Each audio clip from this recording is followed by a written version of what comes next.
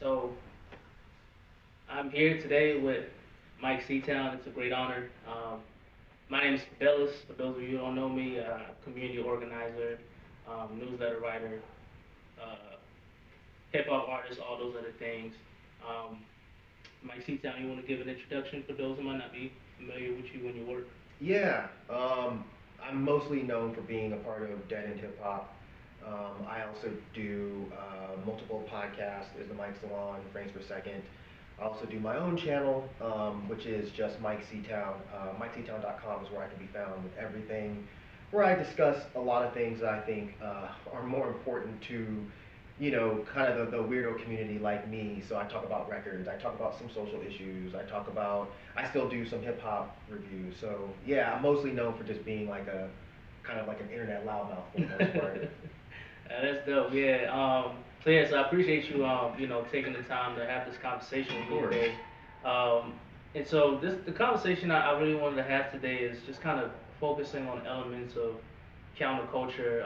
We've entered into Black History Month. Every year, Black History Month has a theme, and this year's theme is African Americans in labor.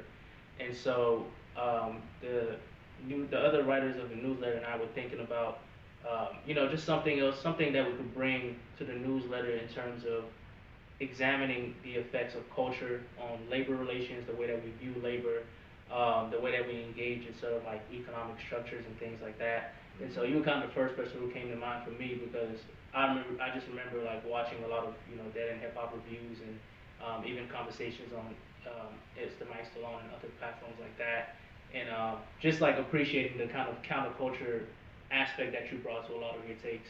And so I know you're very heavy into not just hip hop, but like the punk rock scene and things like that. So I guess my first question would be for you, how has those genres and those cultures influence your political outlook and also kind of the way that you just view labor relations, those kinds of things? Well, honestly, I factually would not have many of the social views that I have. I don't think if it had not been for growing up in the punk scene. I started going to punk shows when I was about 14. Yeah. And I won't say how old I am now. I've been doing this for a very long time, and a lot of younger folks don't really know or even understand that like back in the early to mid '90s, going to a punk and hardcore show, it was part you're enjoying the music, but it was also part you're learning things. You're taking home ideas that you didn't have prior to walking into that door. So I credit the punk scene a lot for having the views that I have. How that relates to labor, in my opinion, is that scene came from the working class. You know, it came from the working class. It was speaking for the working class, and it was speaking against the upper class, the elite, small percentile. So I've never had that feeling of I'm gonna look down on the janitor. I've never had that feeling of I'm gonna look down on the person that works at McDonald's because I came from a scene where the people I looked up to came from those backgrounds. You might go to McDonald's for the day and cook fries, and then you're coming to play a show, at this small VFW hall and sing to a bunch of kids that are listening to you talk about labor and capitalism and racism and sexism and homophobia and all these other things. So yeah, I am very fortunate to come from that scene. Yeah, that's great. Yeah, because I also think about that as for me, like how hip hop has also influenced my particular political outlook. And I would say I came into hip hop fairly, I won't say recently, but around like 2010. So Okay. before I moved to the United States, I was living in Canada. And when I was up there around that time, that was when Drake was getting really big, right? So he was kind of like my first introduction to hip hop as somebody who was not, I would say kind of like native or indigenous to the culture. Sure. And from there, I just kind of started getting into more and more, other artists, and eventually, I landed on, people like Nas. Nas is like my favorite MC now. And, in a lot of his albums, he talks about a lot of things that are, related to sort of, going against the system, speaking on against capitalism and things like that. And the deeper I really started to study not just the music of hip hop, but the culture, the history of it, I found these really strong countercultural elements Sure. within hip hop. But then I think for me, as I've, grown up and seen the evolution of hip hop, since like that time, since 2010, and just kind of, being, current hip hop, I'm seeing a lot more aspects of hip hop assimilating with mainstream culture, right? To where now it's like you said, for you, you're going to these shows with, people who are speaking out against the working class. But for me now, it's like when I listen to a lot of hip hop, it's like aspirations to be like part of that elite class, aspirations to be part of that capitalist class, right? And speaking out, more so like looking down on people who are quote unquote, broke or whatever. Yep. And I think that as I also matured politically, it made me realize how much that has also played a factor into like the collective political consciousness of our community. Yes. And so, how do you feel about that in terms of just like the direction that hip hop has gone in politically and the effect that it has had on, how our community sees itself in terms of labor and economic relations? I think it's, and I hate to sound like this because it can come off as, I can't think of the word right now, but it can kind of come off as kind of like a little bit respectability politics, but I don't want it to come off that way, but to be honest, it makes me very sad.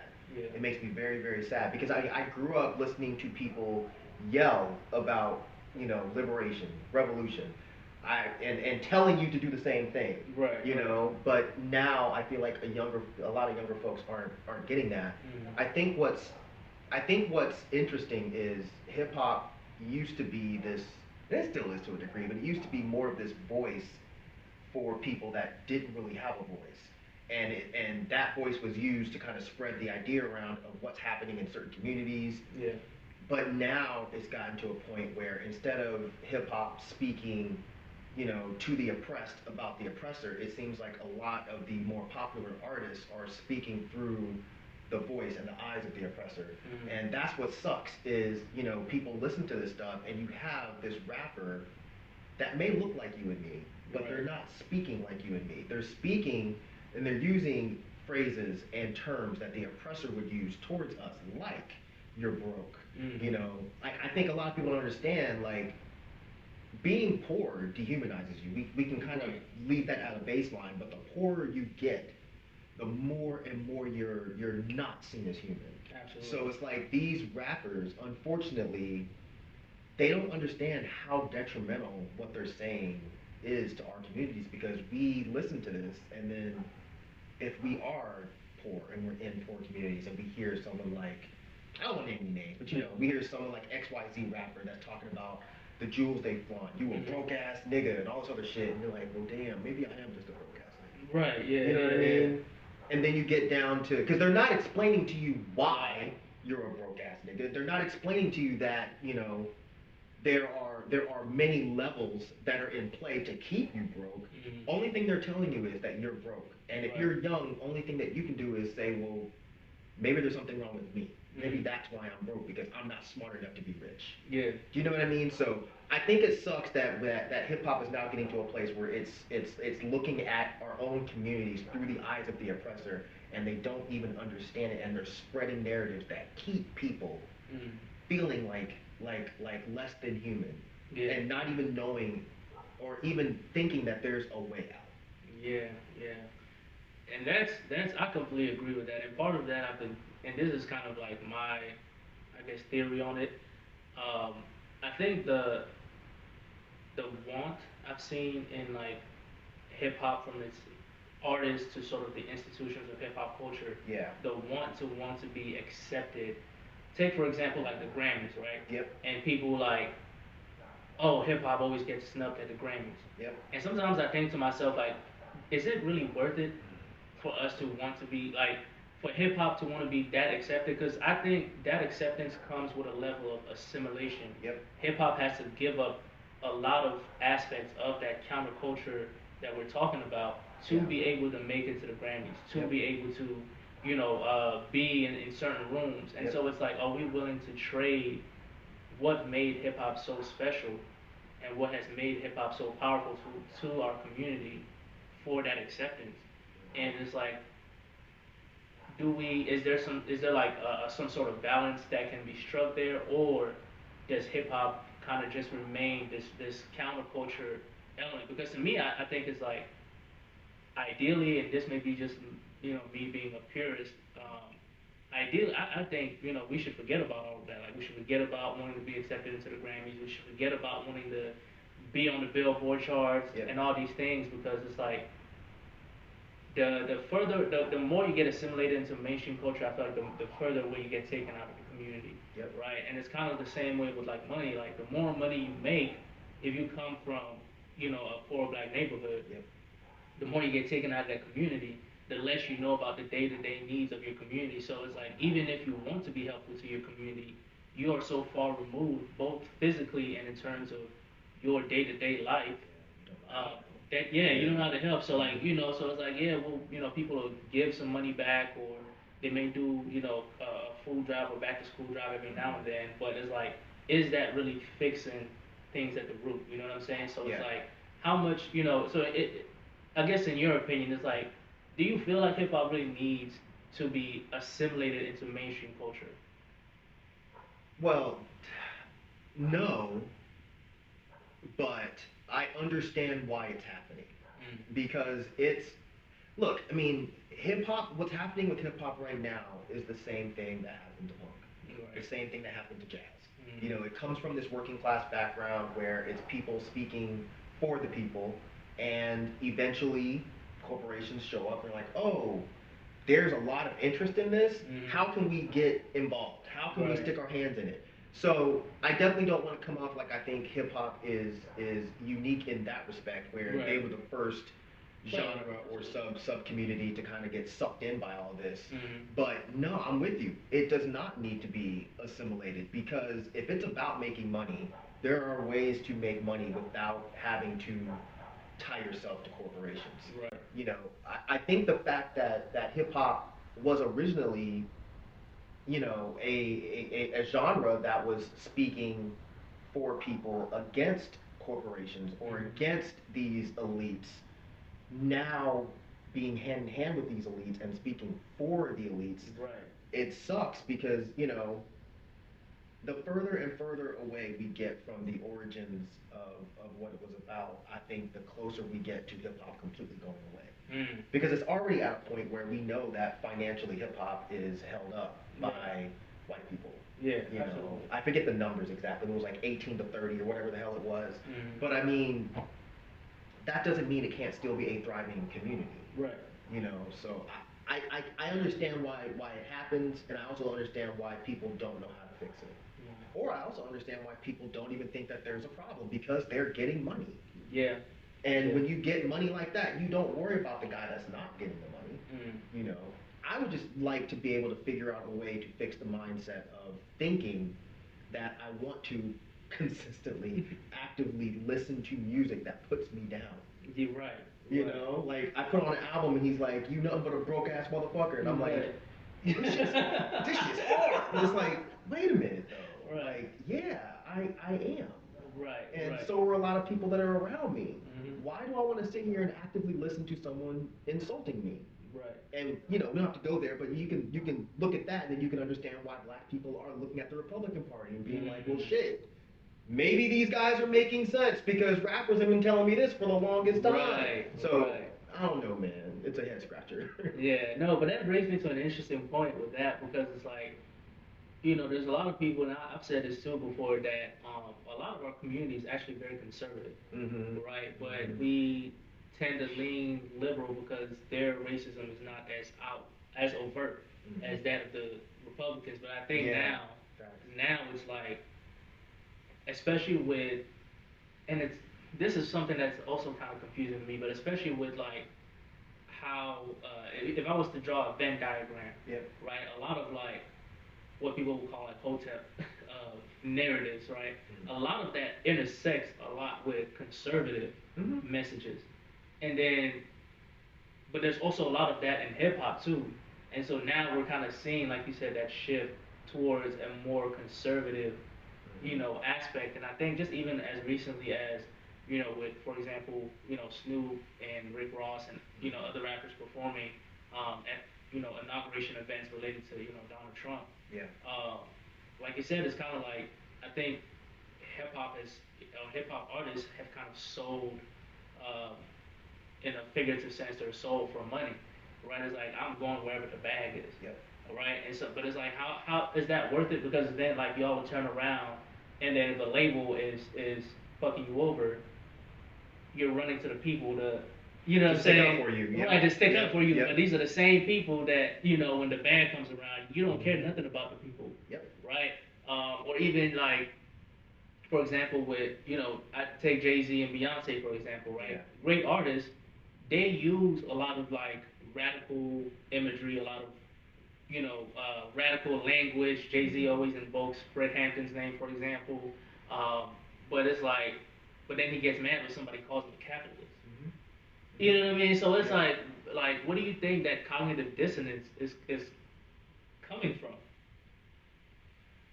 That's a great question. I honestly don't know because I mean, I don't know. I don't know what it's coming from because I mean, maybe it's about because when I look at someone like Jay, and I do remember that whole line about he tried to make it seem like capitalist being called a capitalist was akin to being called the N word. the N word, Yeah. and I was just like.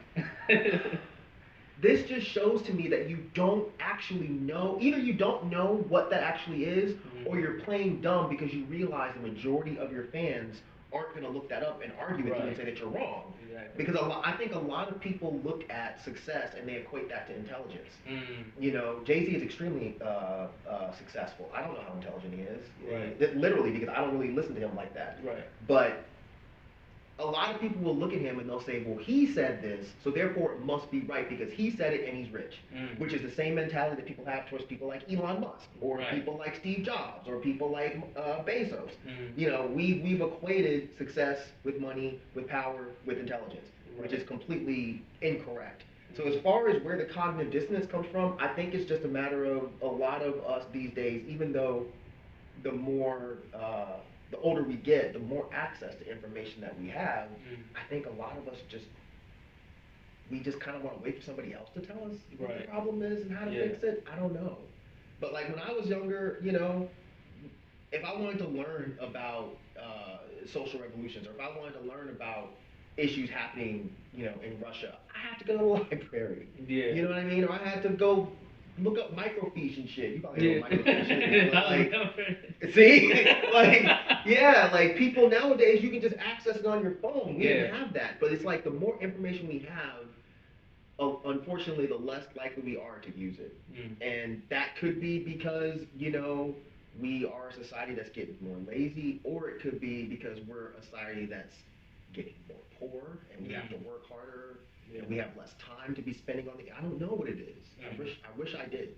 Yeah, that's something I think about a lot as well. It's like trying to figure out where that happened, because and sometimes I think maybe it's the fact that hip hop doesn't face, even though there is some like othering of hip hop still happening. Sure.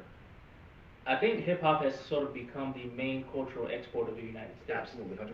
And I think that a lot of people have seen that as a win for the community, because now, and just kind of relating into a point of counterculture, is like there was a point where, in hip hop and just I think in Black American history in general, where the counterculture that existed, a lot of Black people didn't necessarily identify with America.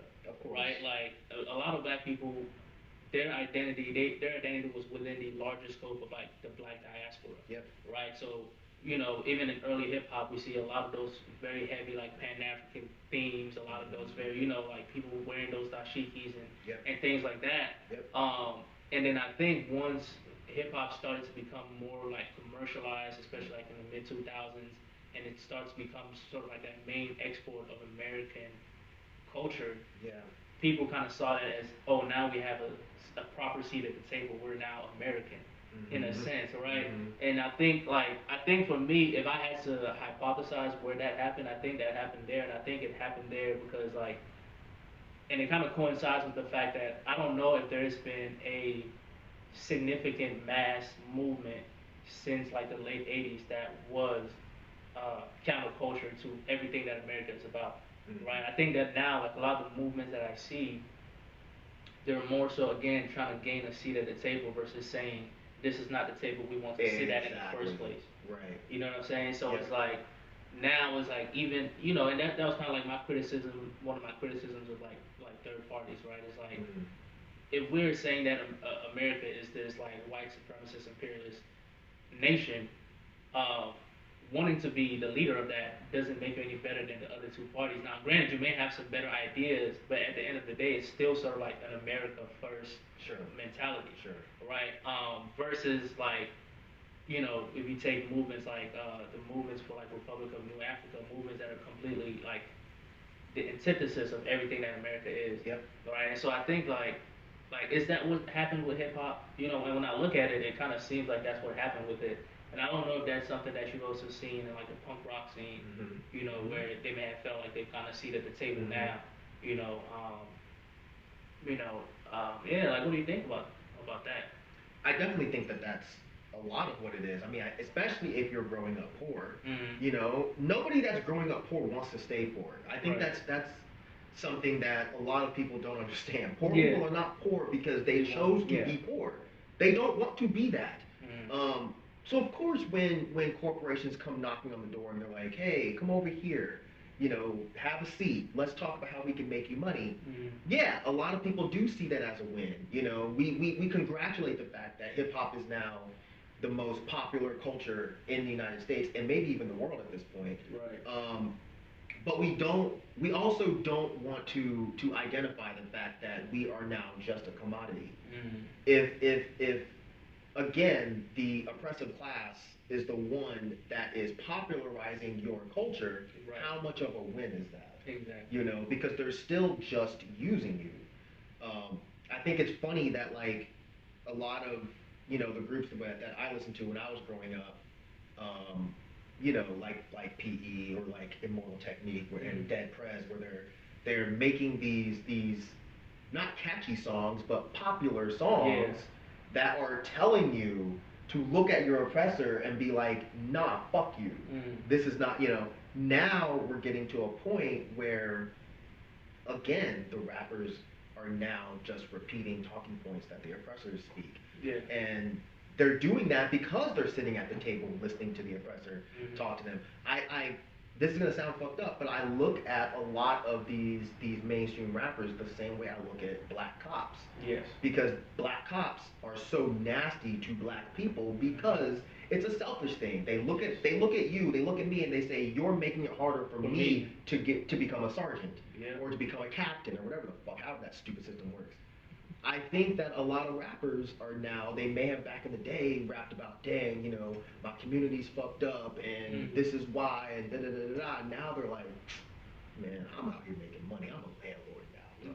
What are y'all talking about? I'm not trying to hear none of this shit. Just give me my money. And it's like, but a week ago, it was different. What happened? I think it's because they may not even know it, but they crave being close to that type of whiteness. Oh yeah. And I don't mean because you listen to a certain type of music kind of whiteness or you date white chicks kind of whiteness. I mean you are looking at your own people as lesser than type of whiteness, and they don't even know that that's happening.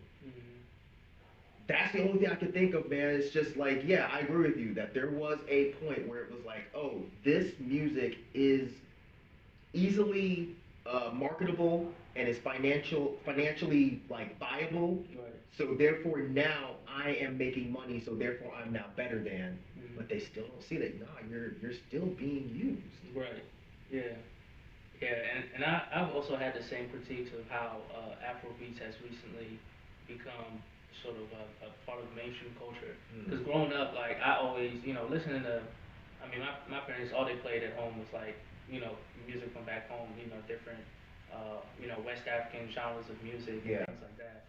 And I think, like, in recent years, hearing how mainstream Afrobeats has become, and, a lot of, like, particularly West Africans, thinking that because now has become like almost like an American commodity, that now now Africa is like, oh, we run the world. It's like we still, to put it in socialist terms, we do not own the means of production in our own culture.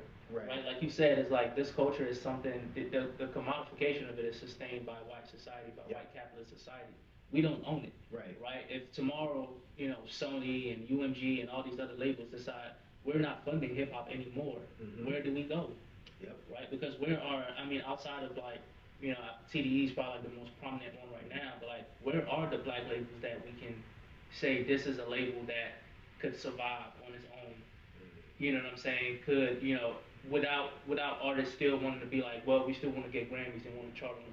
You know what I mean? And so it's like how do we don't own the means of production. We don't have that sort of grassroots appeal. So it's like, if they decide that you are no longer favored, because I remember even like when that, I don't know if it was a rumor, but people go saying that, oh, labels are deprioritizing hip hop.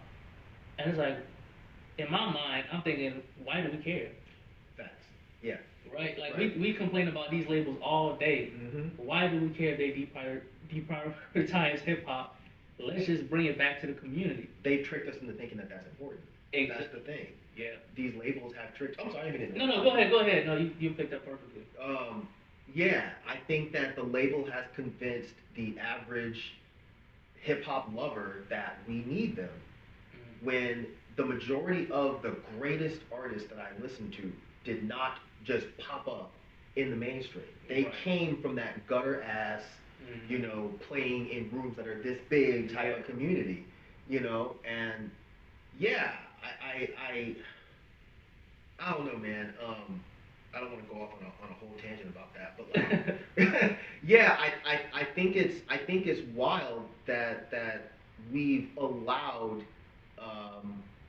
ourselves to be tricked into thinking that white acceptance is okay, and we've allowed ourselves to be tricked into the fact that like, if we want the labels to do things differently, they will.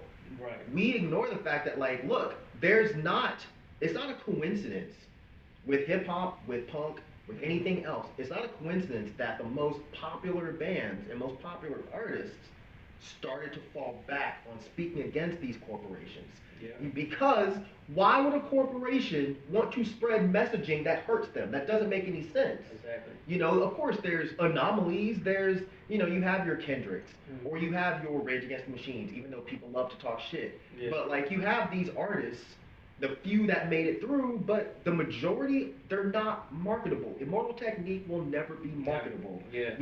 I still don't understand how certain artists made it through, but there's a reason that corporations are not pushing this stuff. Because, and the thing about it is also, why would corporations want black people to own a means of production? Because with that comes independence. Right. With that comes equity. With that comes power. Why the fuck would they want that? Yeah. They're going to stop that at every step of the way. So yeah, I agree with you. There's a TDE, but there's not going to be 10 TDEs. Right. They would never allow that to happen. Yeah.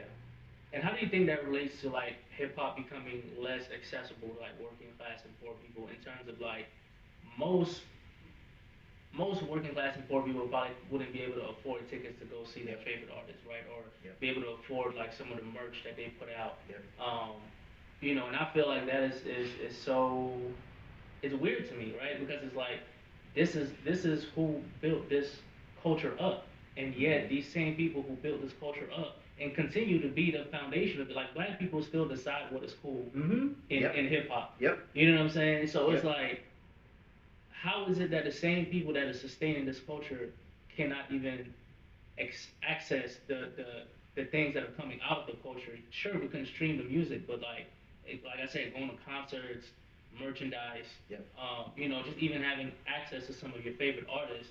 You know what I'm saying? Like, I've heard stories from older generations who would say like, artists used to kind of like live down the block from us. You know what I'm saying? And they used to see some of their favorite artists all the time. You know what I'm saying? So it's like, how do you think that has translated to that? Like, poor black people, working class black people not being able to, hip hop is not as accessible to them anymore. Well, I think it's two things, or it could be one of two things.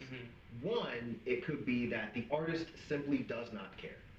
You know, again, I don't want to call anybody's name out, but some of the most popular artists in the world, Right. they know that they came from certain communities. They know that they would not be where they are if those communities had not held them up. Right. And for you to get big and then you're legit turning your back on the community by saying, oh yeah, my concert tickets, $150. You know the average person that came from your community that still loves your music cannot afford that. Right. Even if you're charging 75 or 80 bucks. And then they'll mask it as this idea of, well, I'm just putting an appropriate price on my art. I feel you. I feel you so much. But at the same time, you are now robbing your own people from access to you. Right. So it could be that, or it could be the idea of when you're poor and you make money, what is the scariest thing in the world to you? Going back to being poor. So it could just be that they're like, look, you may not pay it, Jamal. You may not pay it, Darius, but Skip and Mark will pay it, and I need to make my money. So, and I guess those two things can actually tie together. I don't know, but I think it's one of those things or both. You know, and it's really depressing and sad. Fortunately for me, a lot of my favorite artists, I don't have to worry about that because they're still they're not marketable in the way that corporations will show up and put ad money behind them. Right. Be it, you know, but I do feel for people that look at their favorite artists and be like, man, yeah, I would love to go see this person speak about the hardships of the hood, but I don't have $200. Right, right. You know. But then I guess you could also look at it like this. You know, I brought up Rage Against the Machine earlier, and a lot of people shit on them because they're like, how do you rage against the machine if you're a part of the machine? I don't think that Rage Against the Machine needed to be speaking to, you know, indigenous folks. I don't think they necessarily needed to be speaking to black folks, or they needed to be speaking to people of color. They needed to be speaking to these white folks because they're the ones that don't know this shit. We already know what gang life is like. We already know what being poor is like. We know what a fucking sugar sandwich tastes like. They don't know that. So maybe they need to hear that. Now, I might be giving them some bail. I don't know if these artists are thinking that way. Yeah. But if they said they did, I would understand it to a degree. Yeah. And just kind of to go back to a point you just made, because this is something I think about as well. When artists say, oh, I'm valuing my art, I'm putting the price that I feel my art is worth, right? Yeah. And that's something that, like, at one point I struggled with as well, because as I grew deeper into, like, socialist ideology, and actually, like, began to practice it, I started to think, like, you know, do I have to measure the worth of my art by capitalist standards? Right? Like, do I have to, just because of, again, just kind of going back to where we look at labor. Yes, I spent a lot of time making these beats and writing this, you know what I'm saying, writing these lyrics, recording. I might have spent a lot of money on this microphone. But again, all this equipment is expensive because of capitalism, right? So it's like, now do I take that, do I internalize that and transfer that to people who value my art for what it means to them? You know what I'm saying? So it's like, do we have to keep putting this capitalist standard on the value of our art, or is there other ways for us to be able to communicate to people that we feel that our art is worth something, but it doesn't always have to be like, oh, you have to pay $1 million for my vinyl because I think that's what it's worth. Man, that is something that I struggle with hard because, you know, I'm not a rapper or an artist like that myself anymore, but like, you know, I was in a band and we put out a record not that long ago and it pained me to have to sell it for $35. It pained me. That's not really that much money, but like it pained me because when I sat down with the label and he's going through it, he's like, bro, I'm not even making $10 off this shit. We're barely breaking even. You know, so when it comes to that, it's like, well, I want to get my art out and I want people to hear it. I don't necessarily need to be compensated. Right. You know, I don't care. You can keep the $10, even if we're making 30, 40. I've already told the label I don't need it. Put it towards putting out some other album. Right. I think that other artists, I don't know that they can look at it that way. Do you know what I mean? Yeah. Like, I get what you're saying as far as like, it shouldn't be a monetary value when you're considering how valuable your art is.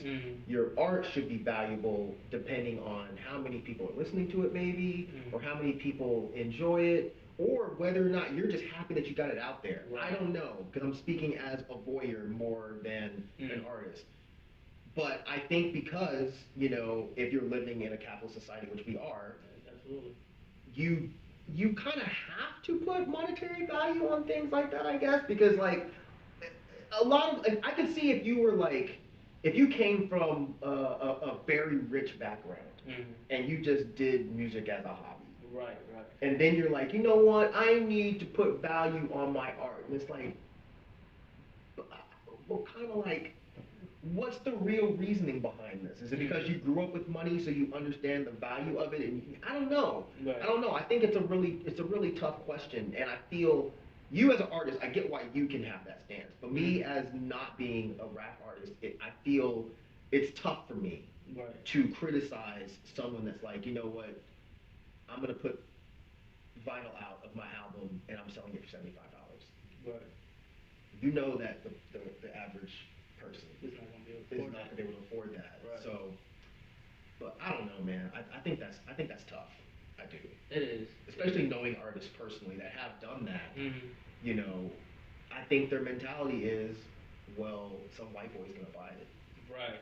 And yeah, that's kind of what like I feel it kind of boils down to. It's like somebody's gonna buy it, but then at the same time it's like but is it the people that need to be having this? It's like, you know, but I agree with you though. I think, you know, living in a capitalist society does put those pressures on artists, especially artists who want to do art for a living. I think for me, at a certain point, like, granted, I would still love to do art for a living, but I've gotten away from chasing wanting to do art for a living. Yeah. You know, and because I think now I'm at a point in my life where I'm so adamant about breaking away from what I've been conditioned to, like, oh, I have to sell this art because I want to do it for a living, or, you know, just kind of breaking away from capitalist standards. Like, I'm trying to be more committed to that and actually live that in principle and not just talk about it. Sure.